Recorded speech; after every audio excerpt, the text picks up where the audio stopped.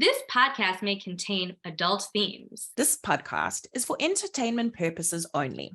The views and opinions in this podcast are expressly our own. When I get to the workplace, I like to fuck shit up.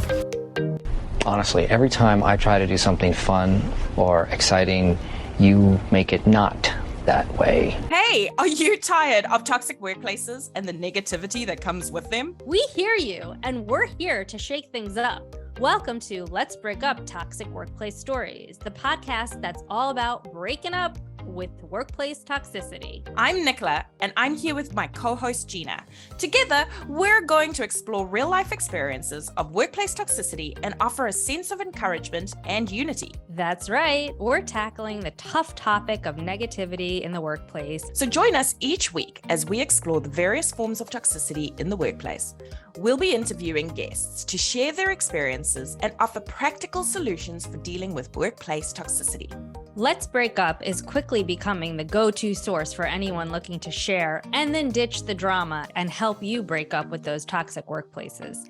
Thanks for tuning in, and don't forget to like, subscribe, and tell all your friends. In this week's episode, yes, more about you. Yeah, let's hear about you. So why don't you introduce yourself and tell us, what you're going to be talking about, just like high level overview, and what you're doing now, and then we'll get into the nitty gritties. Go for it. Tell us who you are. So my name is Aoife O'Brien, and I suppose the way I view my work history, I've always enjoyed work. I'm really ambitious. I love getting stuck in. I love actually working. I love the process of actually doing work. And I've always had really great experiences of work where I felt really welcome, where I felt like I belonged. And there were a couple of instances where I didn't feel like that. And it kind of took me by surprise because I wasn't expecting it at all. So in one scenario, I was in Sydney, and it was very much a toxic work environment. So very misogynistic, high levels of turnover, like around 50%, really poor communication, lack of leadership, all of those kind of surefire signs that this is a toxic work environment. And I think I realized pretty quickly and stayed in that less than 18 months in total. But then the second one is maybe less toxic and more, this is not a good fit for me. I didn't feel like I was excelling in my role. Like I said, I'm really ambitious, and I thought, I have my eyes on moving and progressing in the organization. I didn't feel fulfilled at work. I didn't feel like I was working to my strengths. I didn't feel like I aligned with the other people who I worked with either. So for me, that was toxic for me because I couldn't really thrive in that environment, but maybe not toxic for everyone because it just depends, I think, on who you are. So they're my kind of two stories of different types of workplace toxicity, if you like to think about it like that. Okay. And then we want to hear towards the end what you're doing. We need a happy ending. Yeah, like what's your happy ending? My happy ending is the way I suppose I look at it. So in that role in Sydney, it was about 10 years ago, nearly 11 years ago since I left that role. And it gave me the idea that there has to be something better out there, that what can I as an individual do to better manage my career or help other people to better manage their careers?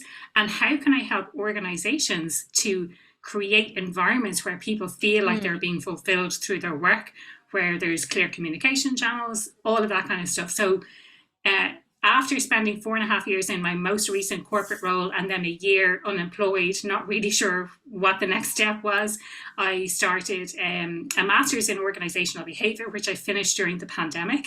And during that master's, I set up my own business, Happier at Work, and my own podcast, Happier at Work, as well. So there is a happy ending. It's not all bad. There is life after working in a toxic environment, I suppose, is the key message, and you can get out of there. No, I mean, I think Nicola and I are thriving now. Like, we still carry some stuff from it. Like, even though I was only there for 3.5, 4 months, like I still carry that around. I mean, ours is much newer than yours is. Like ours just happened about a year ago, more or less. So I do think there is some sort of trauma that you take from it, whether or not you want to admit it. Definitely. Yeah. Yeah. So why No, don't definitely.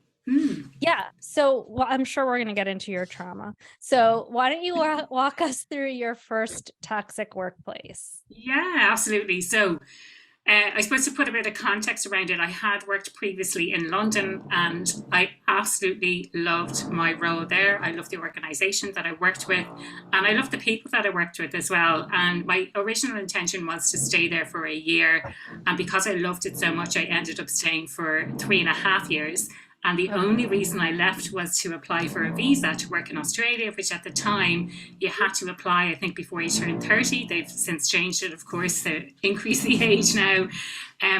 So to put a bit of context around it, some people that I worked with in London, who I would have been friends with, had a bit of respect for, and they were working in Australia. They're working in Sydney. And so I arrived to Australia, had this fantastic experience working in Perth for 6 months on a contract. And they were kind of in touch with me the whole time saying, when are you coming to Sydney? We have this job for you. When are you getting here? So I got there and I would say, yeah, definitely a lot of promises were made. So during the interview, I asked for a lot of money and they gave me even more. So that was kind of a bonus. Who wouldn't love that? I know. It also kind of exacerbated, I think, imposter syndrome a little bit, thinking, oh, there must have been a clerical error here. They must have made a mistake. How could they be paying me so much money? But at the same time, it was great. And at the time, the Australian dollar was really strong. So when I converted that back into euros, or not necessarily converting it back, but thinking about how much money I was earning, I was like, wow, this is incredible. Now, also in that process, I was told during the interview process that they would imagine that I would be director within 6 months. And that was also put into the paperwork as well. So in my employment contract, they said, we would imagine that you would be promoted to director within 6 months, dependent on performance, obviously. So I arrive in the door and I have these great high expectations and high hopes for life down under, and it's all going to be really great. And yeah, exactly. Yeah. And then within about 2 months, I think I felt like I was up to speed. The way with some organizations, it's really hard to get into their tech. It's really hard to get into their systems. Like you don't really understand what goes where and who does what. It was much simpler than I had experienced before. So I would say within a couple of months, I felt like I was up to speed on everything, to the point that other people were coming to me, asking me questions, even though they had been in the organization for longer. So I was like, oh, that's a good sign that I'm doing well. Another kind of sign, I suppose, of the toxicity was that if you've ever worked in an agency type of situation or an agency type of role, where your time is outsourced to clients. So they pay however many thousands per day, and you go and you either do work for them in the office or you go to their office and you meet with them and you do work with them. So all 5 of my days were assigned to clients. And I was quite vocal about that. And I said, how can this be that 5 days a week of my time are assigned out to clients for client work? So there's no time. Yeah, there was no time for internal meetings. There's no time for personal development. There was no time for anything else. So I was quite vocal about that. And maybe that stood against me, if you like, because, I complained and I didn't really know what the channels were, who were the people I need to complain with to make sure that this changes. So wait, I have a question. Did I miss this, or did you already say what industry you were in? I didn't say which industry. So for almost my entire career, I worked in fast moving consumer goods, which is CPG, consumer packaged goods in the States. Okay, yeah. So I was on the market research side of consumer packaged goods. Yep. So always worked on global market research agencies. So big kind of global companies with global footprint, working with massive global footprint clients as well. So quite kind of high profile stuff, and something I thoroughly enjoyed. Now I have to say, the work, I felt like I was really utilizing my strengths, so it was really, really nice from that perspective. Now, after about 2 months in, I started to notice some things. I was like, why are people not picking up on this? Why are people not noticing that there's quite a high level of turnover, that there's people are kind of leaving all the time. There was unequal distribution of work. As I said, that I was outsourced for 5 days a week of my time, which no one seemed to really care about, or no one really seemed to do anything about. In terms of other signs of the culture, it was very what I would describe as old boys club. So, male senior leadership, except for HR, which I think is fairly typical in a lot of these types of organizations. So HR was the only woman of all of the senior leaders. The rest were men. The rest were white men, middle-aged white men. Male, pale, stale. Yes, absolutely. So, it was coming up to 6 months. I needed my visa sponsored. So they were very fast in doing that and very kind of accommodating around sponsoring me to stay there, which I'm sure cost, I don't know how much it cost because I didn't pay for it, but they would have sponsored that entire process. So I was really grateful for that. We're coming up to the $2,500. How much? It's about $2,500 for it. Okay, so it's not a huge, it's a drop in the ocean for an organization, let's say. So we were coming up to kind of probably about 6 months in, and I was looking at passing my probation, looking at there was loads of changes within the team as well. I think they restructured in the time that I was there, so less than 18 months. I think there were 2 restructures within the business, which also is kind of a funny sign of like, why do we need to restructure again? Or why are you putting people in different places? Or, I'm also have in the back of my head that they've made these promises that I was going to be a director. And because I found a journal a few years later, I'd written down that they had made on four separate occasions, they said, and you will be promoted to director. This is in meetings, this is in writing. And so I had high hopes that I was going to be promoted. And they, to the extent that they said, what type of director would you like to be? You can be a director that manages the team. You can be a director that manages a huge client, but you don't necessarily have management responsibilities, or you can be kind of a mix of both. And I was so flattered, that they were talking about this kind of thing. And I'm trying to think what happened. There was the most recent restructure, and there was a night out, and someone said, "Oh, the MD wants to talk to you." And I thought, this is strange, and had a few drinks. So they brought me over, and he sort of looking at me, going, "What are you doing here?" And I said, "Oh, well, he said that you wanted to talk to me." And he's like, "No."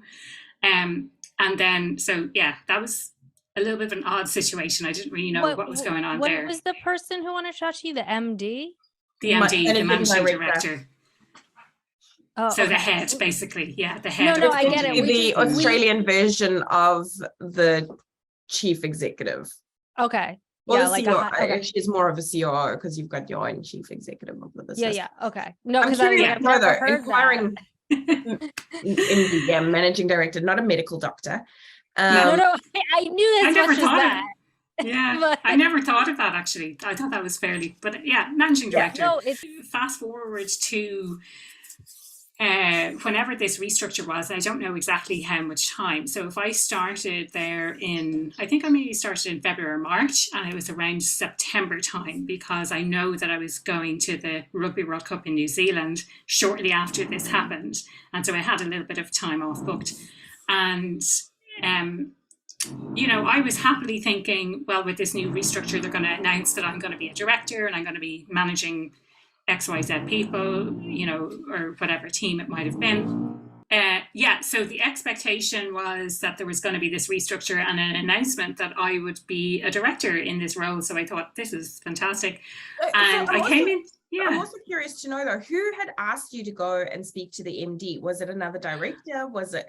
No, I don't. Do you know what? I honestly don't remember. I just remember that someone did ask me, but I feel like they kind of set me up to make me look like a bit of an idiot. What was the gain for them to do that? Making me look like a bit of an idiot, I think. But what did they have to like?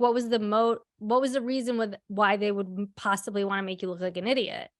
I don't know.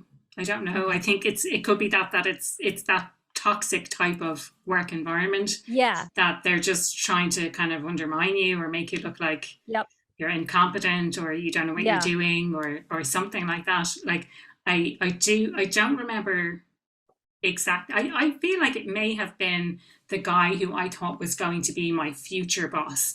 And like, it was one of those drunken work nights out, like maybe a Thursday or a Friday night. Everyone had a few drinks, they were playing pool, very kind of relaxed atmosphere. But then, of course, the MD and his cronies would have been around the corner somewhere else. And someone said, oh, hey, why don't we go over? I think this guy Pete wants to talk to you. And I thought, oh, I wonder what Pete wants to talk to me about. Went over, and it was kind of like, I'd had a few drinks, everyone else had had a few drinks, and it was kind of like, what are you doing over here? And I was like, So yeah, I honestly don't know. The only thing I can think is that someone was making me look like a bit of a fool.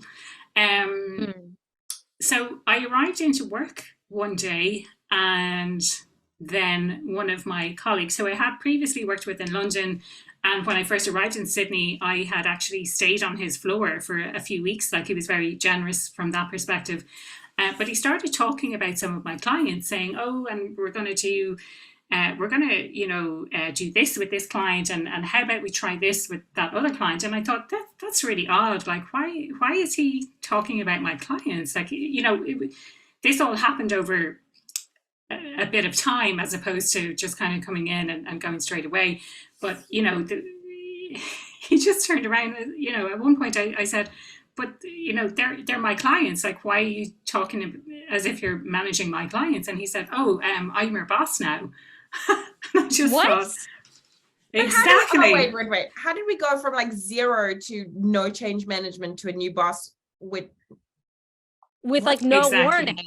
Exactly. No warning whatsoever. Absolutely no warning. And not only no warning, but the promise, like, this is what bothers me the most, I think, is and what kind of director would you like to be? And would you like to manage a team, or would you like to do this? And then to have that happen to me. And I was just completely and utterly blindsided by that. I really was not expecting it at all. And not to kind of toot my own horn, but like, this guy was a bit of a muppet, and he was in, well, that's my I would favorite say insult. He's a bit of a dick. He wasn't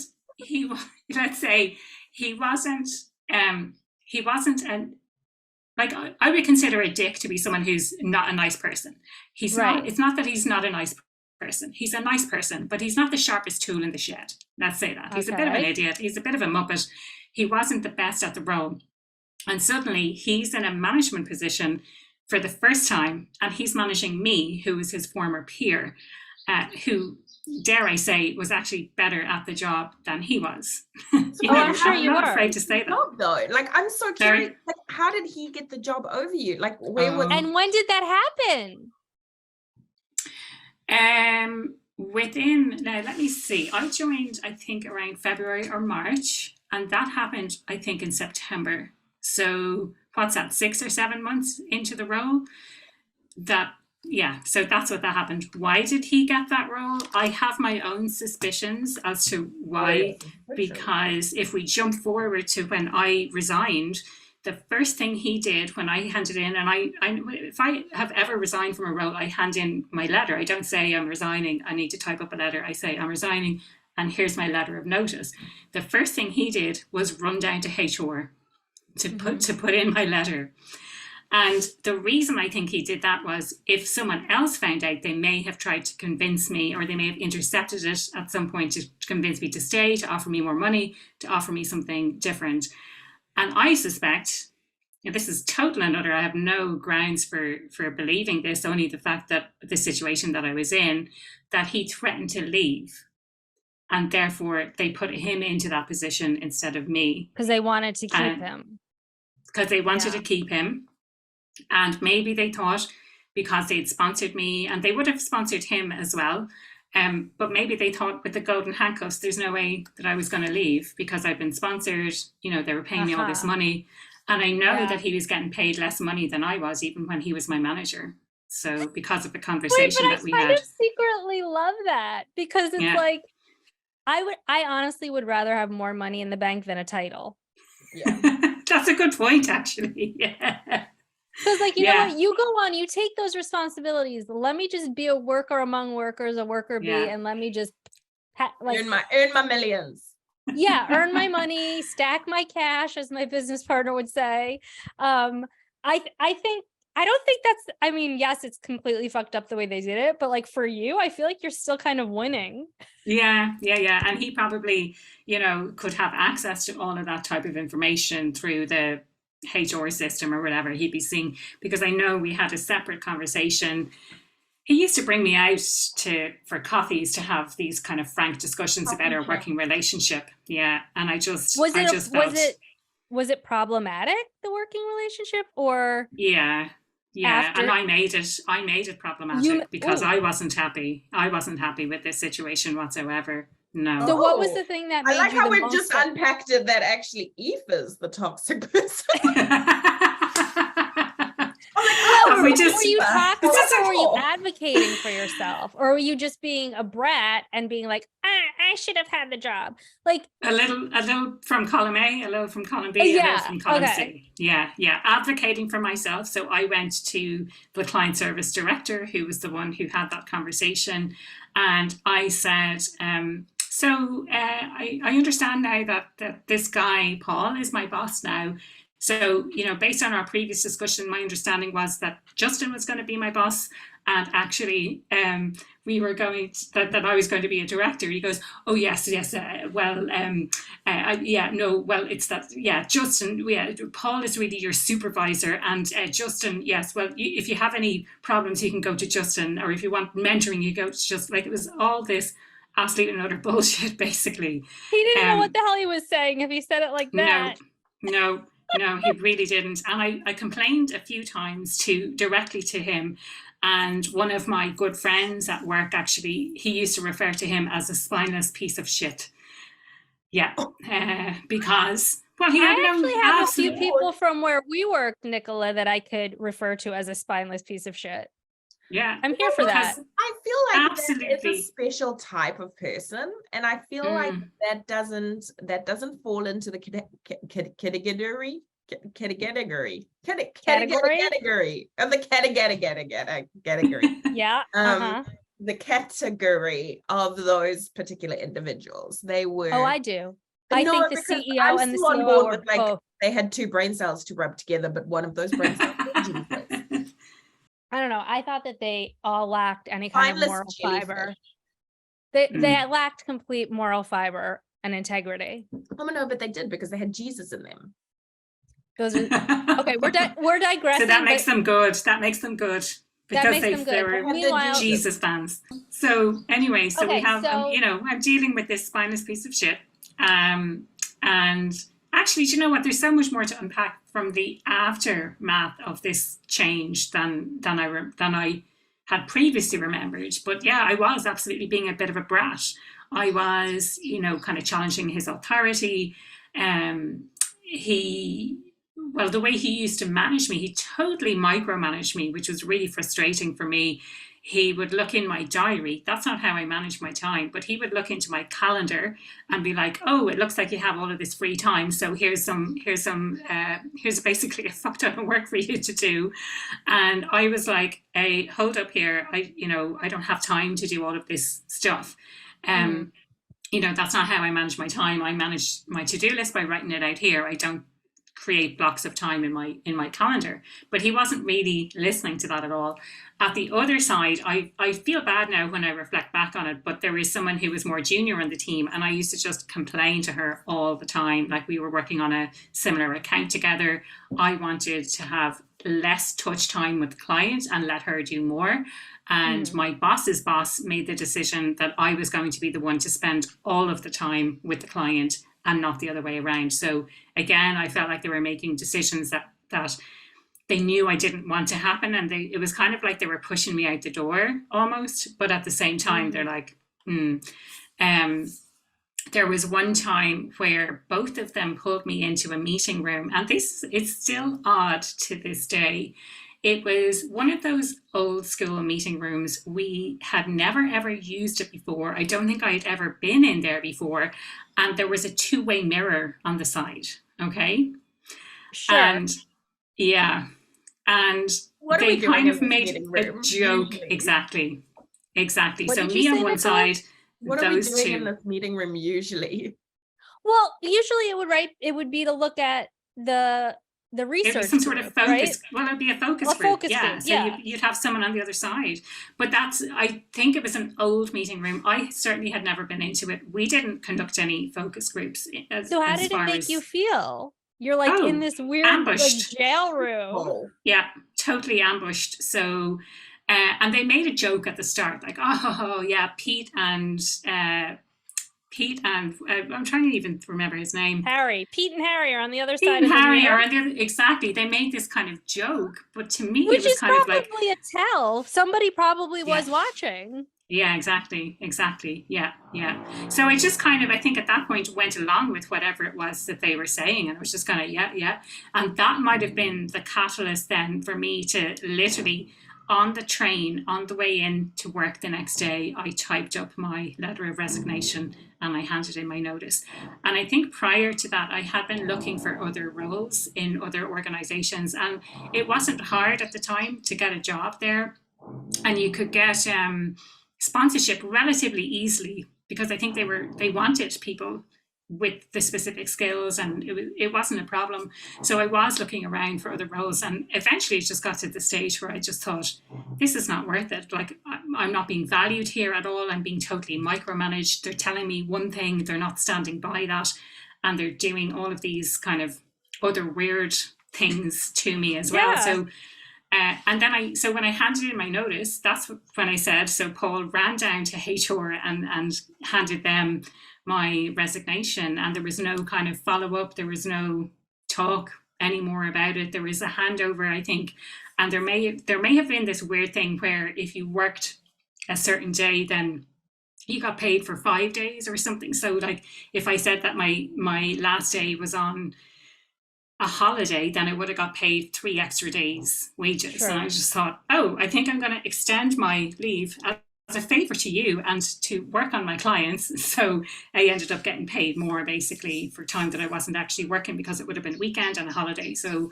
so I left, and on my last day, the spineless piece of shit came over and said, I heard you're leaving. I'm sorry to hear you're leaving. And that was kind of it. It was like, okay. There was like no exit interview, nothing. There was an exit interview with HR, and I think the person who interviewed me was new. She was relatively new, and I would have told them all of this. Like, this is what happened. This is what I was told, and this is what happened, and that's why I'm leaving, essentially. But I think they have those box ticking where they're like, left for a new opportunity, where it's like, no, exactly. I didn't leave for a new opportunity. I left because I was treated like total and utter garbage. Yeah. And like, I remember there were times when I'd be on the phone to my mum, crying down the phone to her, and she always reminds me that that it was that type of environment. It was so misogynistic that you were asking me, why was he promoted and why was I not promoted? Because probably of the old boys club, and misogynistic. And if you've ever spent time in Australia, and I don't want to tar everyone with the same brush, but it is that there is that type of mentality in some of the work cultures over there, where it's very male dominated at those senior levels, and kind of very male focused. I got out. This left me with no job and no income in Australia, so and no visa as well, I might add. So I left the job, and I kind of made the decision to leave Sydney, because, as you know, it's trendy to work in a place for 2 or 3 years. You can't just kind of go somewhere and stay for a few months. It's not really cool. So what I ended up doing was I worked my notice. I had traveled quite extensively around Australia already, but what I did was I flew over to Perth, and I traveled the rest of Australia. And someone was really smart and they said, you know what? In order to get a tourist visa, you don't actually need to leave Australia. You don't need to fly to New Zealand, and come back. You can do a paper application. And I thought, a paper application, would that sound, now, as it turns out, I think the paper application was something like $200. So it probably would have just been easier to fly over to Auckland for a weekend and fly back again and automatically get a tourist visa. And because it was done on paper, I was waiting to hear over email. So in the outback, up somewhere near Darwin, waiting to get an email to say that Oh God, you were in the wop-wops. Yeah, exactly. Yeah, that it had been approved. But I had a fantastic time traveling around Australia for about 3 months. And then I went to Fiji on my way home. I went to New Zealand to visit friends. I met up with family in Hawaii. And I flew into San Francisco. I hired a car. I stayed with cousins and I drove the Highway 1 down to LA.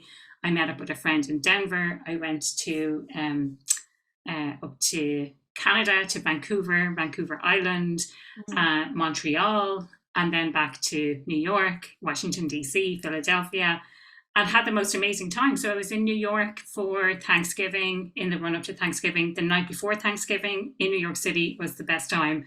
And the big night to go out. Everyone goes out and gets it was shit so faced. fun. It was so fun. And then the next day that was around the time, I want to say, of Sandy. Would that be right? Like 2012? Hurricane Sandy? 2012, yeah, Hurricane thereabouts. Sandy. Yeah. It was like 2013 maybe? Or would it be 12? Could be 12. It could have been 12. Yeah. 2012. So I think that had just happened, and my friend kindly invited me to stay with her and her family for Thanksgiving, and her sister had to move out of her house because it was flooded. Like, there was all of this crazy stuff going on. And then I went home for Christmas and I flew back to the States, and I had a massive trip around South America for 6 months, which was also incredible. But maybe coming back to this idea of trauma that you mentioned, like, I really feel it, and it's kind of still there now. This is 10 years later, and I still think of just how it knocked my confidence, and it took so long, but it was all aspects of my life. It wasn't just from a work perspective, it was kind of in my personal life as well. It's this worthiness, I'm not good enough, what did I do wrong, all of these things were kind of going on for me as well. So it definitely has this huge impact, which I suppose is why with what you're doing as well, it's so important for people to recognize the signs and to get out of those situations early, because I think we convince ourselves that it's going to get better, that it's going to somehow change, that it's, and I certainly in my second experience, I feel like I was going through these spirals where it was spiral out of control. And then I'd be like, oh no, something good has happened, so it's all good. And then it would spiral out of control again. And it's just, I suppose the message is that there's more to life. And my whole ethos now is around creating happier working environments. Like, it's not all fluffy, duffy, things like that, but it's more about focusing on what are the actions that we can take to create those environments where people want to actually stay and want to connect and want to feel like they belong. Because if you ask people who wants to work in a toxic environment, I think most people would say, no, I don't want to work in a toxic environment. Maybe some people wouldn't care. They kind of only care about money or something like that. But I think for the majority of people, they want to work in an environment where they feel valued and where they feel like they're making a contribution, Mm-hmm. I agree. So tell us a little bit kind of what steps organizations can take, or what is the things that you think are kind of the top ways to avoid us heading into a toxic workplace? Yeah, it's really interesting that you ask kind of from the both sides. I think, like, for me, what I've learned over the last 5 years since I've left corporate is through the masters that I did, like, I told my lecturers about the experiences that I had. And one of my lecturers said, oh, that sounds like a fit issue. So it sounds like this, so I was using this terminology around fit. as opposed to working in a toxic environment, which I've only recently kind of looked back and said, no, actually that was toxic. It wasn't a fit issue at all. So I became obsessed with this idea of fit and what it means and what we can do to feel like we fit in at work. And so the first thing that came through, and this I learned this through coaching and also on the masters, is knowing what our values are. So our values are the kind of core of our being. It's how we make decisions. It's how we act in certain ways. And we don't always act in line with what our values actually are, but knowing what those core values are and what you truly believe in is really important. So if you think of that from the organization's perspective, oftentimes, and I've worked in organizations, they'll have something plastered on the wall to say, we are this, we are simple, we are ethical, we are whatever it is that they say. But unless those behaviors are realized and seen by people in the organization, then it's total and utter bullshit. So first of all, you need to have values. They're just like, Core that's values what currently did give what did Gina the heebie-jeebies. oh God. The cool values. Core values. Oh, the core values. Sorry. It's Yeah, like but no, the core values are Gina's huntsman spider. Oh, Yeah. okay. It's like my bugaboo, because I'm like, how about you hire people who you believe embody integrity and who you think will do the right thing in any given situation, who aren't afraid to ask for help, who aren't afraid to say, is there a better way to do this? I'm doing it this way. Maybe you have a better way, like to trust their higher ups. And it's like, Now, okay, so Gina, from what you're saying, what it sounds like to me is you have values for efficiency, integrity, and there was something else that came up there. Don't be afraid to ask for help, or to say, is there an don't be easier afraid way to ask for help. Yeah, easier way to do this. Like, to me, that's efficiency. And I'm a huge, like, I love, creating efficiencies and making things easier for people to do.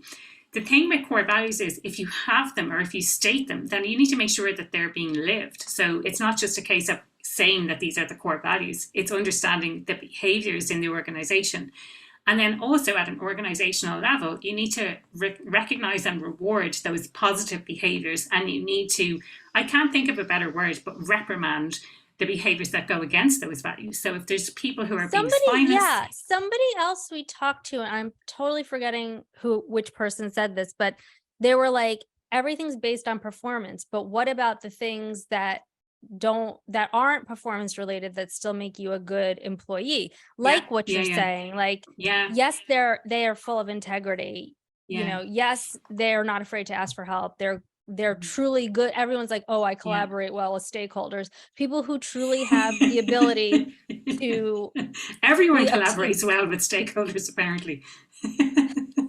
I know. Yes, it's like the some what, people are better at that than how. other people, right? It's like I would say that, like, for instance, Nicola, in my company, Victoria is much better at collaborating with stakeholders, whereas I'm like, what the fuck do you want? I've been doing this for like 20 years. Why do I have to like do this whole like So it's like but like I'm really efficient. So it's like I'm probably the most efficient in the company in terms of what I do, but Victoria is the best at, collaborating with relationships and things.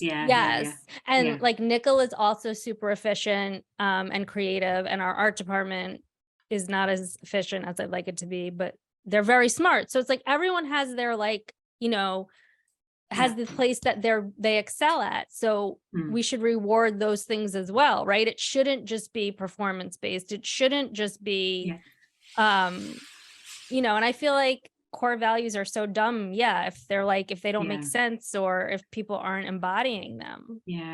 Well, we had that in the last organization I worked in. We had the what and the how, but like at the same time, if you're looking at performance and you're kind of looking at it once a year, which is usually the case, and I'll get on to how we measure performance in a second, because that was awful. It's kind of, pulling back the curtain on how things really happen in organizations. But the what and the how, but it's only once a year. And so you need maybe one example for each type of core value, and it's not enough, and it can be very generic as well. So it's really thinking about how you show up on a day-to-day basis and equipping managers with the ability to have those hard discussions if people are not meeting expectations in terms of the behaviors that they have. So that's all kind of from the organization perspective. The other thing that came from the research is this idea of need satisfaction at work. So we all have these inherent needs. There are 3 universal needs that everyone has. The need for autonomy. So that's a sense of choice and control over what you do and how you do it. The need for relatedness, how you get along with other people, but also how you relate what you do on a day-to-day basis to the impact that it has on your end user, your end client, whatever that might be. And then competence, so feeling capable of doing the job. And it's not just about satisfying those needs, it's about finding the balance. So if you take autonomy as an example, if you're being micromanaged, then you have no sense of autonomy. You're being told what to do, how to do it, probably when to do it as well. But if you have too much autonomy, then maybe you're lacking the guidance that you need to know, well, what are the expectations in this role? What direction are we heading in with this project? But also, as you progress through your career, you're going to need less and less, more and more autonomy as you progress, because you become more competent and effective in yourself. So they're the kind of the 2 standout things that I found. The other aspect that I looked at was this idea of your strengths at work, which we tend to focus on a lot when it comes to job postings and things like that. We'll say like, oh, and this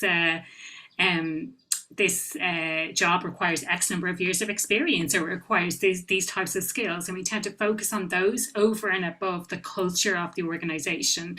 And I think if we hire people who are a right fit for that culture, and some people call it culture fit, and other people argue that culture add is something different. I would kind of argue that if you have the right person for the role, then it's going to add. It's going to add to the it's going to fit. Yeah. I'm it's going to fit and it's going to add. I'm currently recruiting for someone on my team at the moment, and the recruitment lady called me and she's like, you know, when I'm vetting people, what are you looking for? I said, it doesn't matter what it says on the job ad. I want to know that the person is, you know, engaging and interested and curious, and that they're going to be a good fit for the team. And you know, everything else can be taught. Like, it's not a big deal. Like, I'm not too worried. Like, everything else can be learned.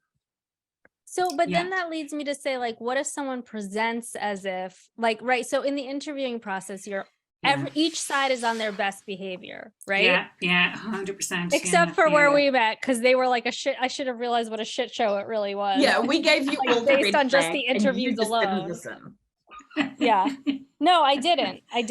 I thought that they were just like very all inexperienced, and what the hell did I know? Like, what the hell did they know? And I could definitely whip this and turn it around. But anyway, point being is, you could present one way and then get into the job and be a total like dead weight. Yeah. Or in my case, you run the risk, right? Like, you absolutely run the risk. And I think even if you, as a leader, even if you get a dead weight, let's say, for example, I go through this process and I meet someone and I'm like, oh, this person looks like they would be an awesome fit, right? Like, what an opportunity. They come in and they suck balls right out of the gate. Yeah. Like, straight out of there. And I think as a leader, it's my responsibility to have those hard conversations with people to say, hey, you're not meeting the expectations. B, what can I do as a leader to make you feel more engaged? Because obviously we haven't hit the mark for you. What can I do better? Yeah, 100%. It is. It's about like what additional resources can I give you, but also setting those really clear expectations at the start. And, you know, I'm talking more and more recently about this idea of setting expectations around time. Like, how long should something take? Because sometimes if we have 4 days to do something, we take 4 days to do it, when actually it should only really take 2 days. Or if we have 4 hours, and, you know, it should take 2 hours. So how do you define how long something should take if someone is really up to speed and they're quick and they're efficient and they're using their strengths to do this work? So setting those clear expectations around time and quality at the start is really important, so that then you can have those hard conversations if someone's not meeting those expectations. I think that's really, really important to be able to do that.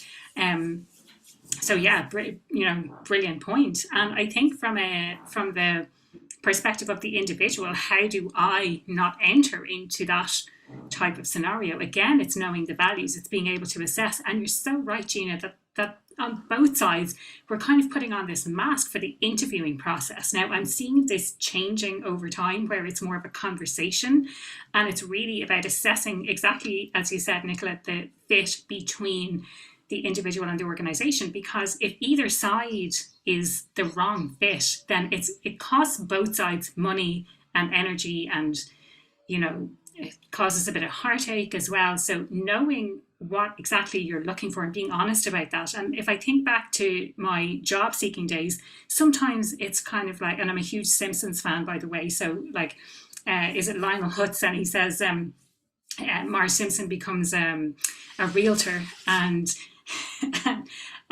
he says, well, Marge, it's about finding the right house for the right person. And then he goes on to say, the right house is the house that's for sale, and the right person is anyone.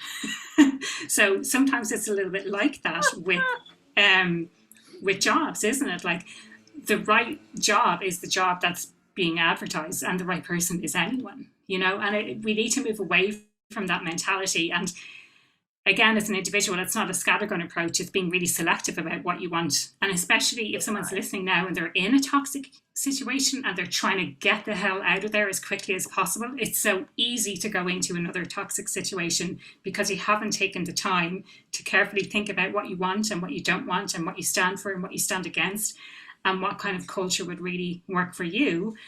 Having said that, you can also take those mistakes, let's call them, as a learning opportunity, and be like, okay, so not like, why is this keep happening to me? But rather, what can I learn from this, and what can I take into my next role going forward? Some of the people I've been speaking to recently about toxic work environments, they're kind of afraid. If they've only been in a role for a few months, they're like, what does this look like on my CV? And I would say, you can easily explain that it wasn't a good cultural fit, or you didn't get to use your strengths, whatever it might be, So, but this idea of being on your best behavior during the interview process, I think it's, again, from the interviewer's side, I've been at that other side where you're kind of desperate to get anyone into the job, because as the person hiring, I was going to have to do the job, which would double my workload if I didn't get someone in. So it's rethinking that. And as a manager, how do we address those issues up front, or how do we plan in advance for if there's going to be gaps in the team? How do we account for that? How do we allow for that? Because kind of that continuity planning and succession planning. Exactly. Yeah. Because, for me, it was like, let's just get bums on seats. I don't care who they are. I don't care what they can do. We just need someone in to do the work, because I don't have time to do two people's work, Yeah. Yeah. So now that you're working for yourself, you have your own business, what are you doing? Like, how are you kind of putting this into, into practice, and how do you help your clients from that side? Are you helping individuals or organizations, or both? Both, yeah. So I decided from the outset to take a two-pronged approach, because I want to help individuals and educate them about what the important things are when it comes to being happier at work, because I saw so many people who are miserable. Like there's like, according to Gallup, 85% of people globally who are disengaged at work. Like that's crazy, and the perception that work is something that's hard and it's something that's not really fun. And I suppose I want to change that perception. So I do work with individuals, but I also work with organizations in a few different capacities, and I kind of overlap them a little bit as well. So I do quite a bit of speaking. So I do public speaking. So yesterday, as we're recording this, yesterday was International Women's Day, and I spoke with the Central Bank of Ireland here in Ireland. There in Ireland, I'm in Tenerife at the moment. But that was all about imposter syndrome. So that's something I talk an awful lot about as well. But not just imposter syndrome for individuals, but the systemic issues that women face. as well in the workplace. So it's not just about saying, oh, well, you have imposter syndrome. It's about creating the conditions where women can actually thrive. So things like having flexible working, having return to work policies, having role models, having sponsors, having mentors, having coaching, all of these types of things, specific leadership development for women. So I do speaking, I run programs as well, the Happier at Work program, which is for individuals as well as for organizations. So I'm doing the pilot with organizations at the moment, like a live pilot, before turning it into something that's a bit more scalable. And again, educating people on all of the things that I've learned over the last 5 years, plus the nearly 20 years working in my corporate roles as well. I do a little bit of research on the side. So given my background is with working with data and that kind of thing, I do a bit of research, and I love to go back to my kind of data roots. And there was one more thing. Oh yeah, my Imposter to Empowered. So in relation to imposter syndrome, I do my Imposter to Empowered program in organizations as well as with individuals. So I would love lots to of know more different. about that, because I struggle with imposter syndrome Yeah. all the Everyone does. I say everyone, but they say the research shows that 70% of people experience it. I don't know where that originates from, but that's the statistic that I see everywhere. I carried out my own research into it last year, and it showed that 90% of people experienced it at some point, with like it was kind of 50-50 split. So 45% were currently experiencing it, or 45% had previously experienced it. I mean, I think I've experienced it without even realizing that I experienced it. Oh yeah, same. I didn't realize what it was until someone said to me, "Oh, that sounds like imposter syndrome," and I was like, "What? What's imposter syndrome?" So I had to look it up and find out more about it. This is when I compare myself to like my old boss, and I never feel like I measure up. Okay, yeah. And I feel like that's part of, it's like you're never, like in your own mind, you're never going to be as successful or whatever. And you might not, but that doesn't mean you're not successful in your own right, So it's like a mindset shift. I have a mind shift. It actually is a mind fuck. If you're comparing yourself to others is a mind fuck. Yeah. But I think that until that narrative changes within you as a human, you're always going to feel like you're not good enough. And I struggle with that daily. Yeah. Daily. Yeah. It's really interesting what you said, Gina, because it's what is our definition of success. And if you're looking at someone else and you're like, that's my definition of success, but it's actually what someone else has already attained, then you can't help but compare yourself to that and how you're tracking against that. So maybe it's rewriting that script and saying, well, what's my own definition of success? And, like the topic of success could probably be a whole separate episode, because we're brought up to believe that it's the big house, it's a nice car, it's the family, it's the partner, it's, there's all of these things that we're brought up to believe are success, and, through the media, through movies, all of that kind of thing. And so it's really hard when we start thinking about, well, what is our own definition of success? Like I'm living remotely in Tenerife at the moment. Like that's amazing, but I need to remind myself that this is something that's really good, and it's great that I have the opportunity to do this. Having a degree of flexibility when you're working for yourself, I think is a huge milestone of success that people need to be aware of. Being able to generate your own income, not having to rely on, from getting income from an employer. Company. So things like that, I think we need to remind ourselves that there are other definitions of success out there, and maybe to dig deep and figure out, well, what's our own definition of success? Yeah. I'm still working on it. Yeah. I mean, from everything you just said, I'm like, okay, well, I have all of that, but it's like, why don't I feel successful? Right. Yeah. So it's probably an inside job. It's like, I have to look at myself and be like, why is this not enough for you? And it's like, for me, and I don't know if anyone else can relate to this, but I'm always highlighting the things that I wish I did differently, rather than saying, I've been self-employed for the past, 12 years. This is my company. I built it from scratch. There were multiple times during COVID where I thought we might not make it, and we're healthy enough to have made it, So it's like, I don't think of those things, I think of, well, we're not making our revenue, Nicola, your favorite word, our revenue is like paltry comparison to pre-COVID.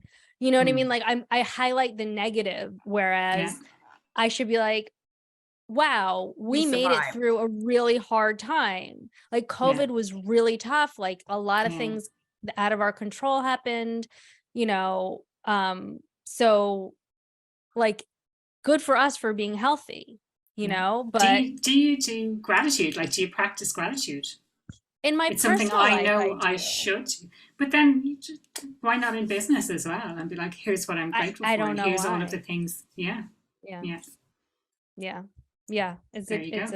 a good idea. It's something I constantly say that I should do, and I much like journaling. I'm like, oh, I really must journal about that. I really must write out my list of things that I'm grateful for. But I'm so with you on that. Like, I think it's so easy.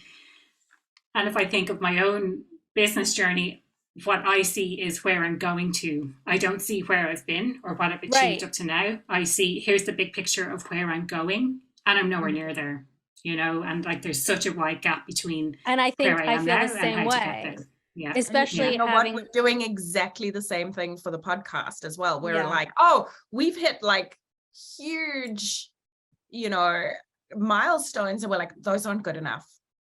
Yeah. What's next? Let's go. Yeah. And that's how I feel about my entire like life. I'm like, I'm always looking for more. And it's like, why though? Like, why can't I be content with everything that I have? Yeah. Right. One thing that I'm learning more and more to do is to be, it sounds a bit kind of airy fairy, but to be in the present moment. And by that, from a work context, I mean, it's not about saying, I'll be happy when I get that promotion. I'll be happy when I reach that milestone. It's about enjoying the process. I mean, your day-to-day job. Do you enjoy what you do on a day-to-day basis? Or are you waiting till such a time when you've made it that I'm going to enjoy it then, or I'm going to have more money to be able to enjoy myself outside of work then? You know what? It's funny because when we were making a shit ton of money right before COVID, I still didn't feel successful.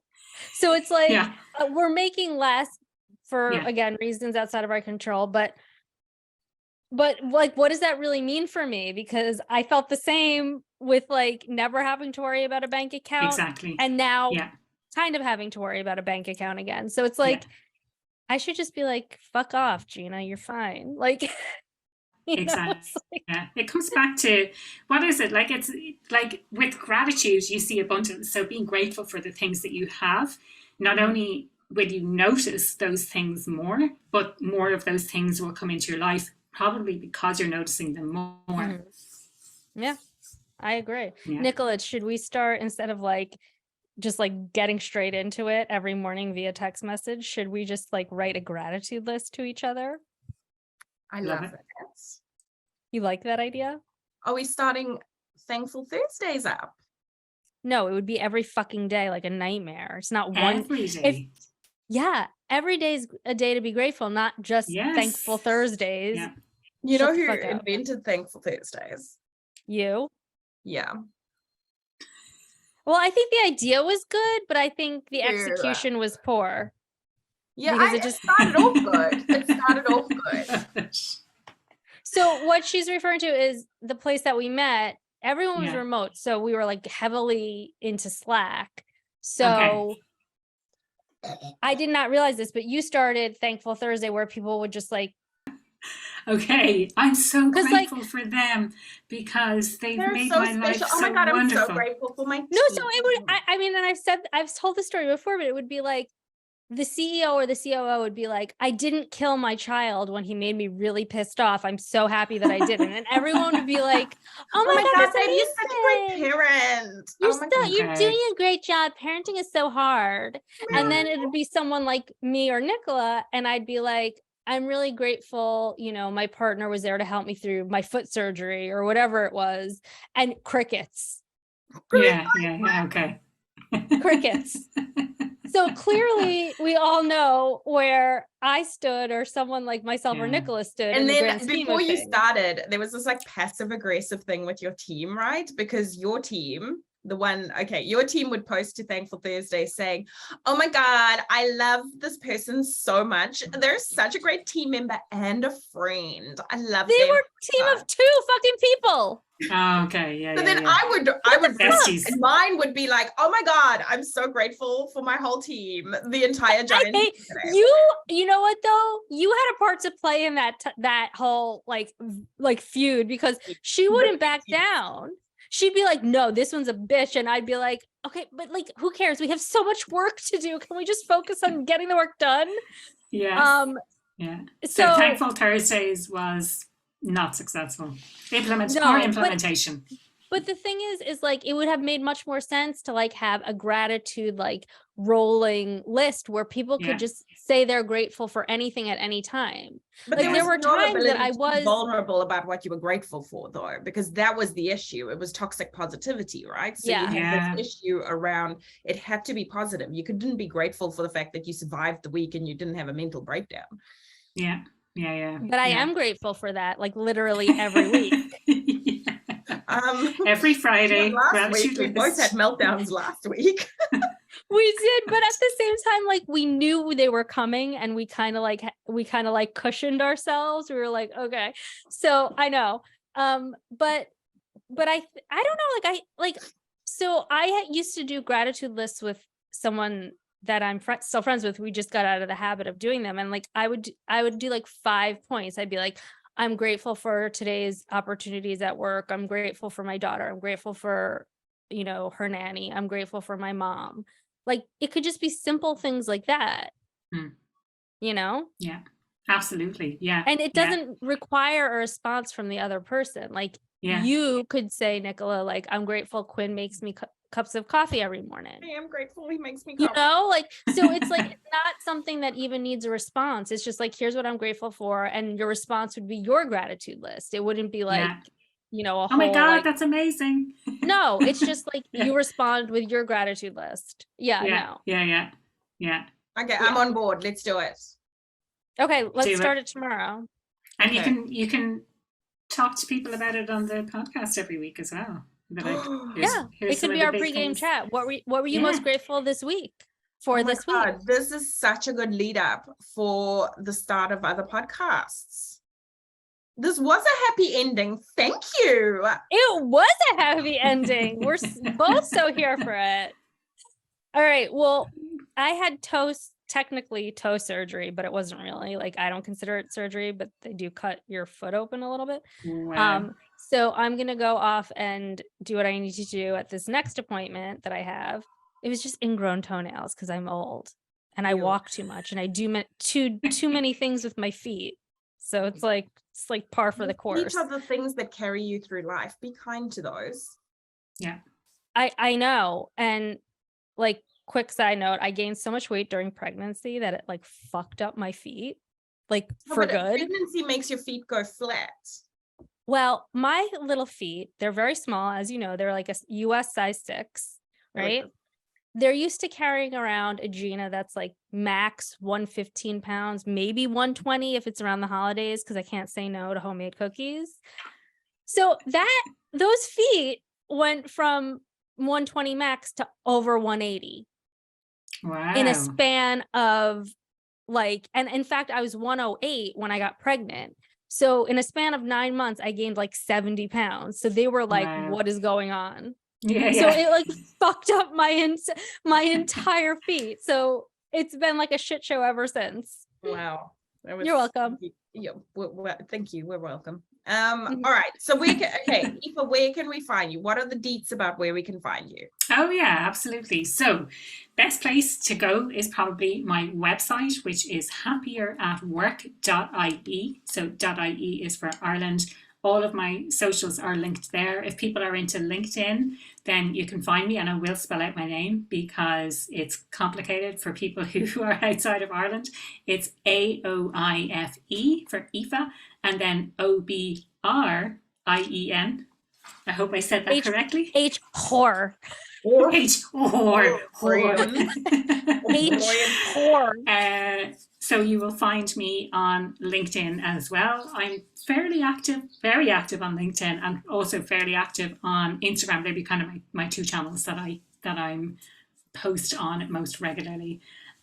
But yeah, best place to go would be the website happierwork.ie. But also search, since you're listening to a podcast, search for Happier at Work in whatever app you're using to listen to podcasts, and check me out there. Double podcast whammy, kill it. Exactly. And We're so fancy. oh my God, we're podcasting with podcasters. What has just Yay. unfolded? I do need to go. But thank you so much. I absolutely loved this chat, and we must stay in touch. And Yeah, well, tell us what you found out non-podcast about related. monetizing from the podcast. Yes, I will. Send us I an will. email because we need to know. Take care. Okay, Bye. bye guys. Thank you Definitely. so much. Okay, Bye. bye. Thank you for joining us today. If you would like to share your story, we would love to hear from you. Also, leaving a review helps us create more content because it shows us there's an interest in this topic. For those of our listeners who do better with reading, we have closed caption available on YouTube. See you next week, same time and same place.